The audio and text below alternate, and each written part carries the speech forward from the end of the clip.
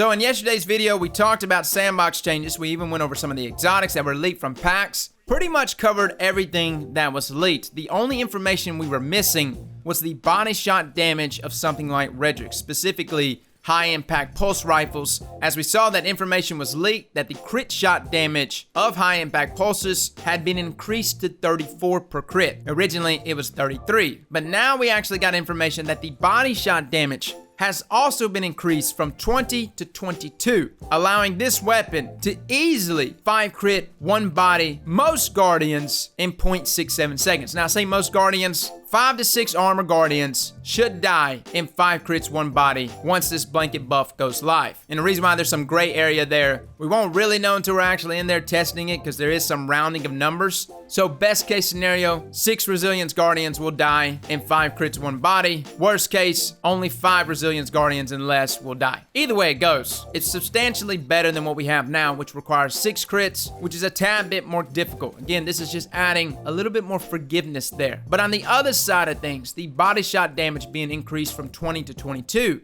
now allows this pulse rifle to kill in 3 bursts for Guardians 9 armor or less, dropping that body shot time to kill from 1.6 seconds to 1.4. Now 1.4, that's not flying. It's not like that's just smoking things. But in pulse rifle lingo, that's actually pretty good, as that has a body shot time to kill tying with something like adaptive pulse rifles, and even better than something like rapid fire pulse rifles. The only other pulse rifle that has a body shot TTK value better than high impacts starting next season, or when this sandbox update goes live, will be of course lightweight pulse rifles. Now with all that being said, the main thing we want to look at is Redrix Broadsword, because now that we know that Broadsword, after being out for over a year pretty much, is about to be meta, this is when it's going to become extremely important to have the right roll. I do want to mention though that Einstein D, if you happen to have a nasty roll on it, and I got a couple of them just sitting in my vault, I've been keeping them for like a year now, specifically for this buff right here. Now would be the time to start dusting that bad boy off. Now back to Redrix, I actually have 2 rolls, and I've kind of gone back and forth on Redrix so many different times, trying to decide which roll was my best roll. First up, I have a fluted barrel, ricochet round, stability masterwork roll. And this one I actually throw on a counterbalance mod. And you don't necessarily have to go with the counterbalance mod. I mean, already at 75 recoil direction, it's not perfect, but it's not bad. Matter of fact, when you look on dim, it actually shows the weapon being pretty vertical even at 75. But this is like my short range, snappy version of Redrix Broadsword. Maps like Endless Veil, Burnout, any maps that are just kind of short range and has short corridors,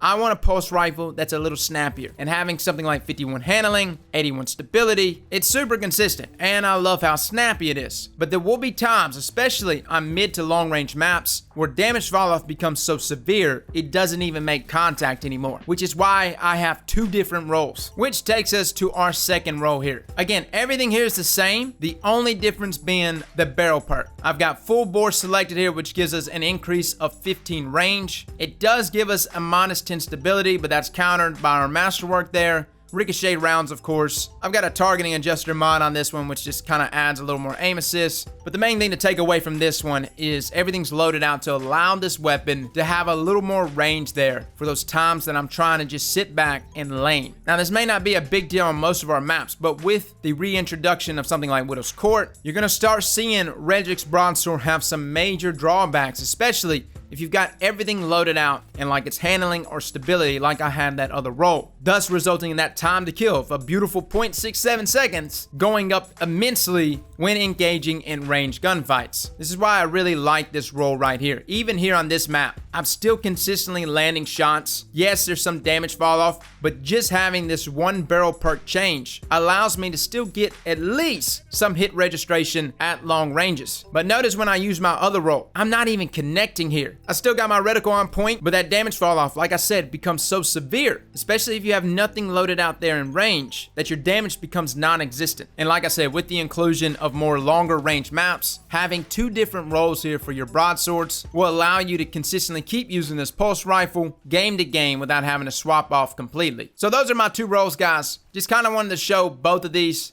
We know that Redrix and other high-impact pulse rifles are getting a buff inside of PvP for sure. No one's really said anything about PvE, but if it's also receiving a blanket buff in PvE, yes, Broadsword is a very good weapon in PvE. Being a kinetic, having that extra damage, I used to rock a PvE roll a long time ago, and it had like extended mag, and then I had like a backup mag mod on it. The issue with that one was like, if you did not get outlaw procced, that reload was terrible with something like extended mag. I would not recommend that. Instead, for PvE guys, I would just rock some sort of mag perk that doesn't kill your reload speed, and probably just throw on like a minor spec or major spec mod for that extra damage. So despite Redrix Broadsword being looked at as like a crucible only weapon, again guys, it's a very good PvE weapon. So for my PvE players, I definitely wouldn't overlook this one. And hopefully the buff does affect it for both PvP and for PvE. So guys, that is our review there for Redrix. Again, leading up into this next sandbox. It's very likely that this sandbox will roll out maybe a week before Shadowkeep even launches. We'll be reviewing Broadsword yet again once that sandbox goes live. On the other side of things, we don't even know what new high impact pulse rifles we're going to be getting next season. New perks, new rolls, different combinations, on top of already getting a host of new mods from our artifacts that like indirectly give more lethality to our weapons. High impact pulse rifles, guys, are definitely going to have a place in the next sandbox. Hopefully we'll get more information in the weeks to come. We do know that a scout rifle buff is on its way. Bungie has already said that they're going to be giving us a scout rifle buff. I have not heard any information though at PAX. Like, I don't think anyone's posted information on damage values.